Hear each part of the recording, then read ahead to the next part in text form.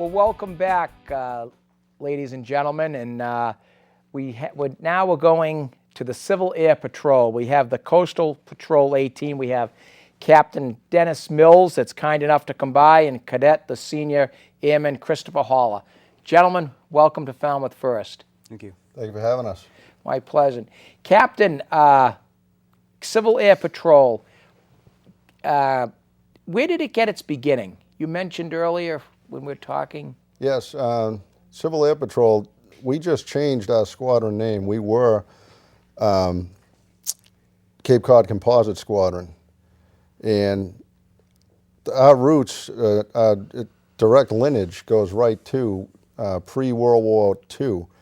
When the war broke out, all the eligible, healthy males could fly, got into the Army Air Corps.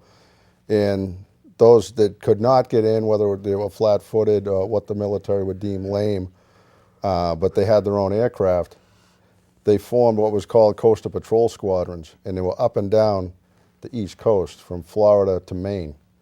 And their job was to spot German U-boats all up and down the coast. And the planes were painted bright yellow. And the Germans actually, they called them like the bees that just would keep harassing them. And it actually worked. I mean, it did stay above the surface just as long as they could just to get air and recharge their batteries, and then go right back. Because towards the end of the submarine campaign off the east coast of the United States, they started carrying handheld bombs. And Civil Air Patrol is actually credited with 2 German U-boat sinkings. Wow. Yeah. And you mentioned that the Coastal Patrol 18 actually got its beginnings out by the Nickelodeon 151? That's absolutely correct. Right out behind the Nickelodeon there. Today, they various uses for it now, from horseback riding to radio-controlled aircraft. There's radio control clubs that fly out there. And that is where Coastal Patrol 18 originated, at that field.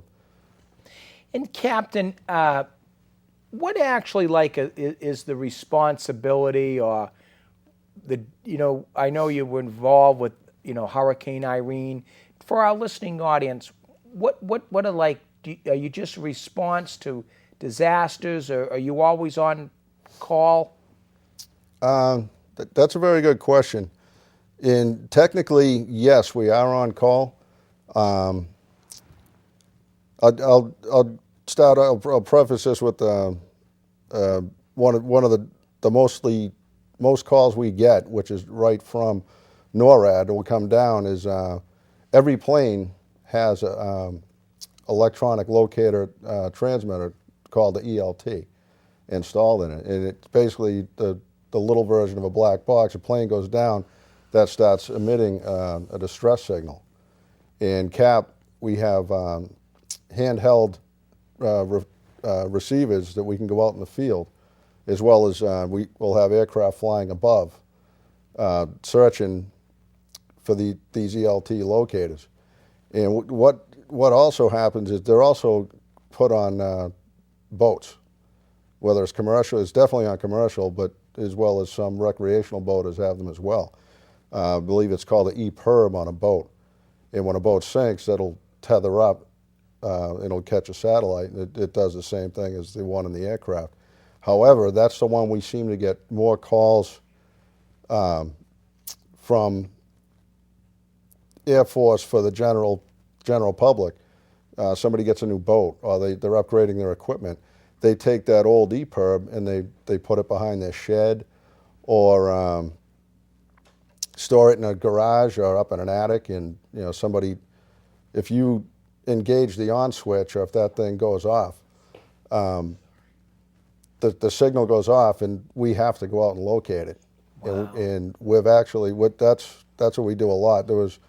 We did a mission. Actually, we're doing detail for the Falmouth Road Race, doing traffic control as well. I think some cadets were hydrating some of the runners as well, when we got a call that there was an EPIRB going off down in New Bedford, and we just happened to have our CAP vehicle with us, and two of the senior members took off down there, and they actually located the beacon inside an old warehouse. It was up in an attic. A gentleman had sold it, the building. Another gentleman bought it, and he would just have folks in there cleaning it up. And they accidentally knocked this thing over. They didn't know, because it doesn't make an audible sound per se unless you have that frequency set up. Wow. So yeah, that's Interesting. quite often what we get called out for. And we got Cadet Christopher Holler. Welcome. Thank you. Nice to have you with us. Nice to be How here. did you get involved with the Civil Air Patrol, Chris? Mostly I was introduced to this through my father. He was part of it for about a year or so when I decided to join, and I was hooked the first meeting I went to. I just felt this was a great place to be, and they had great skills to learn. And we do great activities quite often. We do Black Hawk helicopter rides. We have orientation flights that you go around in powered aircraft, and depending on where you go, you can go from usually like Plymouth or Hyannis, and you can go, I heard, as far out as Worcester, and then come back. But also it's just a thrill of being there, just a thrill of being able, like, doing the emergency services stuff, finding someone or finding something. You never know if it's actually, someone that's injured. So, I mean, it's just, it always keeps you guessing. Let me ask you this, Christopher. What has been, how old are you, just out of curiosity? I'm 14. 14. And where do you go to school? Barnstable High? Excellent. So what are you, a freshman, sophomore? Yes, I'm a freshman. So now this is, the Civil Air Patrol is all volunteer. That's correct. So It's also the official auxiliary of the United States Air Force. that's interesting, the official auxiliary of the United States Air Force. Well, you both look pretty impressive in your outfits. Let me ask this, Chris, how much time do you put into this volunteering? I go on a weekly basis for about 3 hours roughly every Tuesday, but outside of that, it always varies depending on activities or events that are coming up. And where are you located? We're right out on the Mass Military Reservation. Our building is actually directly beside the Army Aviation Hangar, which is building 3136. And I believe you have our website up there. Yeah. So if folks want to log into that, I mean, it's a great source of information about what we are, what we do, all our programs that we run. Like I said, it's emergency services, aerospace education, and cadet programs.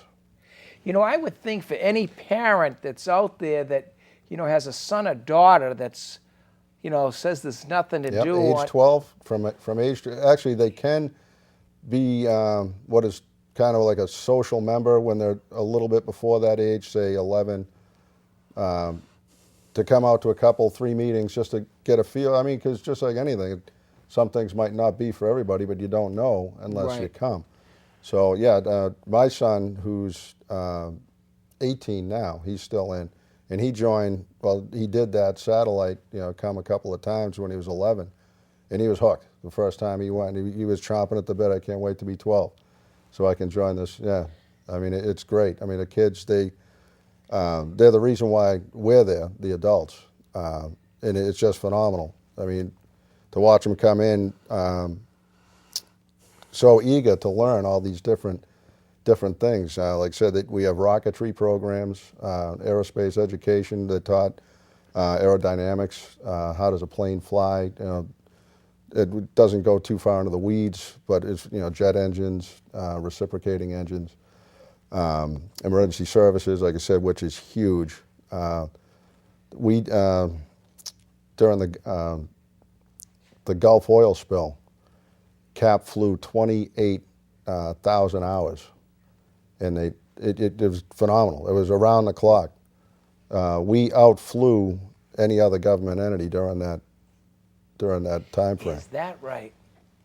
Well, I mean, you got to go by the numbers. Cap, it's roughly $300 an hour, give or take, and that's a 3-man crew in a Cessna 172 or 182. Versus if you had a Black Hawk helicopter, that's $5,000 an hour. So that's why it was so attractive, not only to the federal government, But to the private sector. as well. absolutely. We dispatched for MEMA, Massachusetts Emergency Management, as well as FEMA, which is the federal side. And perfect example would be the tornadoes we had last year. We went out and the aircraft took pictures, so where is the worst damage? Where are what's the severity of these power outages where these trees are just totally, taking out huge blocks, and as well as Hurricane Irene. With hurricanes, the main damage, wind is bad, but flooding is worse. And where Irene, thankfully for us that live here on the Cape, we were spared, but our neighbors in Vermont, they just, it was flooding. It was phenomenal flooding. That Quechee Village bridge all getting wiped out. Yep. And these people were cut off. That's old Yankee ingenuity and know-how. These people went weeks without anything. Captain, let me ask you this. Where do you get your resources to exist? Excellent question. Like I mentioned, we are the official auxiliary of the Air Force. So all our equipment, as in radios, vehicles, aircraft, I believe we have upwards of, 500 aircraft nationwide. Because like I said, CAP is in almost every state in the Union. CAP being the Civil Air Patrol. Correct, on a national level. Then you break down into the wing level, which would be in the state. Our wing headquarters up at Hanscom Air Force Base. And we also have, I believe, approximately 16 other squadrons, such as Coast Patrol 18, from, like I said, Cape Cod all the way out to Western Mass, almost to the New York border. Is that, now you have a certain area you sort of, I don't know if the word, yes, well, for the smaller, responsible for? Yes, for the smaller, like I said, with the ELTs and the EPIRBs, they're going to take that down to a region section, like would obviously be responsible for the south coast, South Shore, as well. There's a Brockton Squadron, which is located at Taunton Airport. They'd probably cover, from New Bedford out down towards like Rhode Island, as well as, to get up towards Boston, they'd cover, there's a squadron in Reading, they'd cover like there is a squadron in Boston as well, so they'd do like the Quincy, Boston area. Interesting. Chris, you're enjoying it, aren't you? Well, I can't say I'm not, Yeah. so that's for sure. Let me ask you, Chris, as someone, 14, I admire you for doing this, and I'm sure your parents do as well. Do you see yourself staying with this for a while? Do you have any certain goals for the CAP, or what are you thinking? I could definitely stay here for as long as I'm able. I think this is just a great program, and it has so much to offer and so much you can do instead of just sitting around doing nothing. So it's just phenomenal what we do here, and I don't think I could ever leave. You have to pull me away. Gee, Captain, that's a pretty good for a 14-year-old with you look good in the uniform too, I might add. It's a good sell. Yeah, really. Chris, let me ask you this. Will you eventually go on to get your pilot's license? Is that something that would be, no pun intended, but that on your radar screen? Yes, that's definitely something I'm hoping to do. I'm getting ground lessons almost sort of right now, and getting a pilot's license would be fantastic, honestly. And does young people like you, do they tend to go into the Air Force, or is this just... We have a pretty good turnover rate as far as people joining any active branch of the service. And I mean, we're not about trying to say, hey, this is Right. what you have to do. It's like, no, this is, like I said, we are strictly voluntary. We do follow a military regimen, as you know, with the uniforms. This is obviously our blue uniform. We also wear the BDU uniform when we're out in the field. But yeah, I mean, we do have a bunch of cadets that do move on. Our squadron, because I work at Otis full time. I'm a master sergeant in the Air National Guard. I've been there since '91, and we've had 3 cadets come to the 102nd. Oh, really? Yeah, and like I said, I watched them grow from 12 years old to next thing you know, they're in basic training, and now I'm seeing them at the base on drill weekend. Yeah, It's going to be pretty rewarding for you. it is, and I mean, it speaks volumes. I mean, these kids, if they do decide to go in, it's not without benefit when they graduate basic. Because when I went in, I was airman basic for 6 months until I earned my first stripe.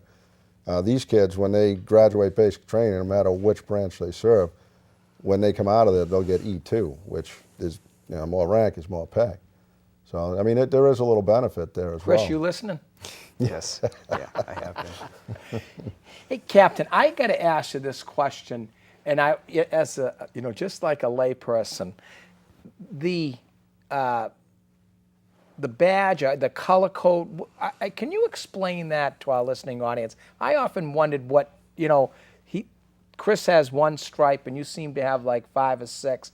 What is that, please? Well, in the Air Force, we call that the salad. That's what you put on your salad to make it look pretty. But no, the top 2 badges. The top one is when I was in aircraft maintenance, because I used to be a crew chief on the F-15s out at Otis. Oh, really? And then when they bracked the base and took the planes, we moved into intelligence-based squadrons. And so that's my new vocation, the bottom one, which is command and control. It's basically like ATC, air traffic control. Except you're strictly only dealing with military aircraft, not civilian.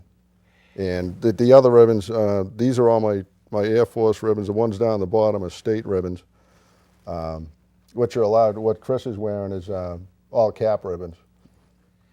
So, I mean, when he does join the Air Force someday, he'll be sporting the same ones up top. Oh, that's great. And how big is your squadron? We have approximately 25 members, and that's split between seniors and cadets.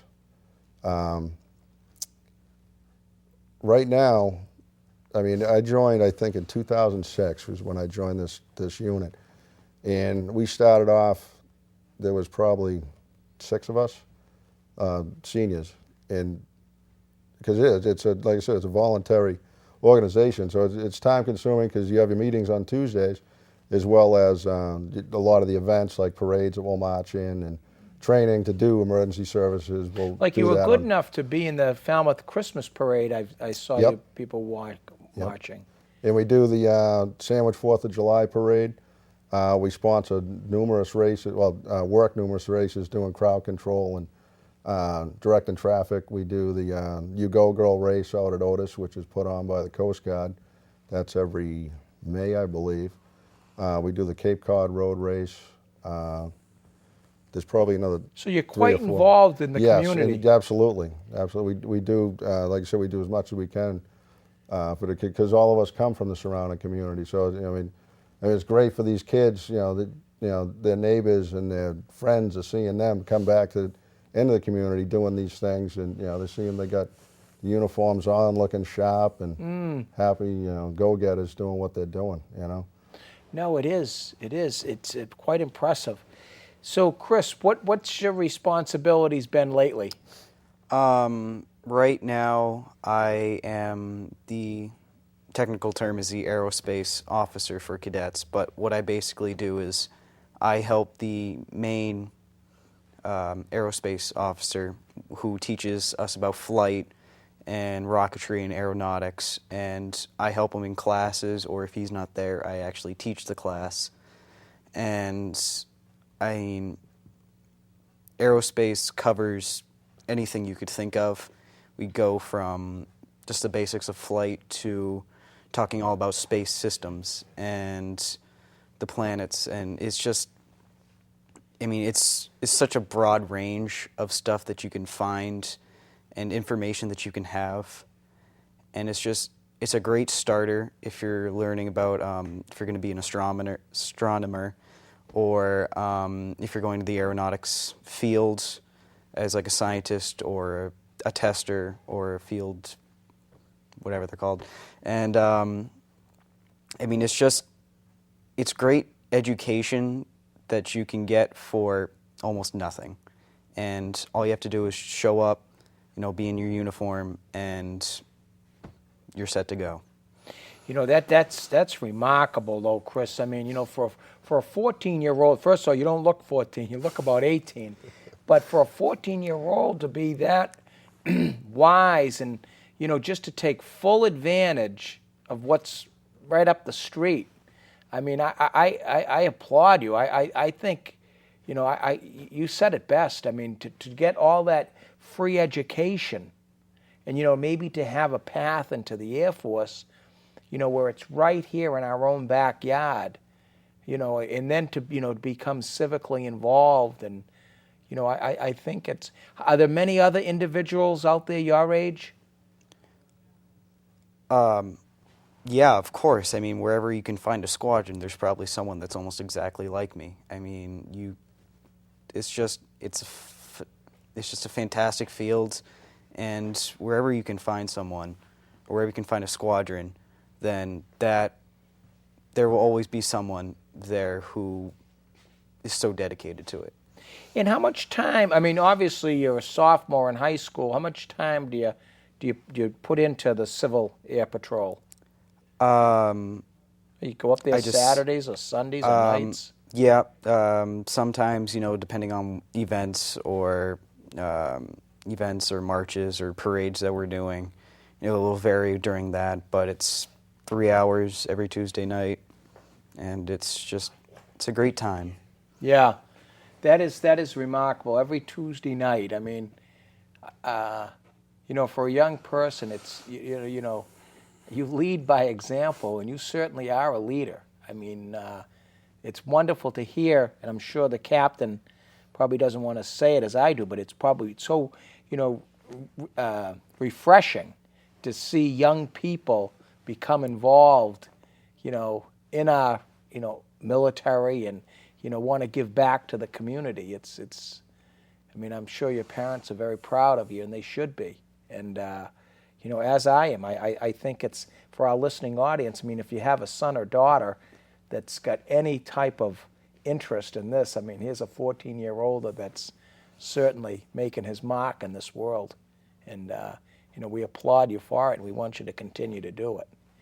Captain, what's on the agenda for the next couple of months for the...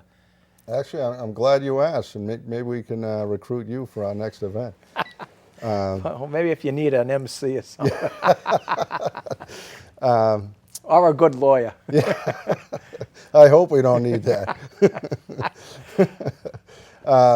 Civil Air Patrol, we're also the point organization for, I'm sure you've heard of this, is the wreaths across America. Oh, yes. Those are the wreaths that are made by the Worcester Wreath Company up in Maine. And it started 20 years ago. They donated wreaths down to Arlington National Cemetery. And like I said, that was 20 years ago. And when I joined our unit in 2006, they started to massage it into, hey, there's pretty much at least one national cemetery in every state in the Union. What else is there? There's Civil Air Patrol. There's squadrons in each state. How about, Civil Air Patrol take the lead and run this program at their local national cemetery? So Bourne National Cemetery, which I might qualify, is the second largest national cemetery in the country, right behind Arlington. There's just over 40,000 graves of fallen heroes that are out there today. And like I said, in '06 is when my squadron first did it, and like I said, we only had maybe 6 seniors. We had quite a few cadets, thank goodness. Because that first year, that was baby steps, trying to learn, okay, a tractor trailer is coming with boxes with 8 reach to a box. And I think we had the first year roughly 1,500 individual reach. And the logistics, where do we keep these REITs, And so when we had them in our squadron, it was literally floor to ceiling with those boxes. And then, because it's usually done the second week in December, the REITs Across America ceremony. And so we went out there, and all the different veterans groups come out. I mean, from the non-vets, non-vets, Patriot Guard riders, they come out, in December riding their motorcycles, and they post colors all around the cemetery. And it's grown exponentially year by year. This year we had 3,500 REITs, and there was approximately 2,000 people out there. Interesting. Yeah. Well, I'll tell you, Captain Mills. I still got you. The second half of that ceremony is to pick up the wreaths off the graves, and we're going to be doing that the 22nd of January out at the Bourne National Cemetery. So you need some help? Absolutely. The more the merrier. The more hands make light of the work. So that'll be the 22nd. Christopher, you going to be there on the 22nd? I think I will be, yes. Okay, 22nd of January. Help our Civil Air Patrol pick up the wreaths for people that well deserve it. Well, ladies and gentlemen, I don't think we could, Captain, Cadet Senior, we really appreciate you both taking the time for the Civil Air Patrol, and continue to do the good work, and we deeply respect you and thank you for contributing to our greater Falmouth area. Ladies and gentlemen, thanks for listening, and I hope you stay tuned for the February show of Falmouth First. Thank you again.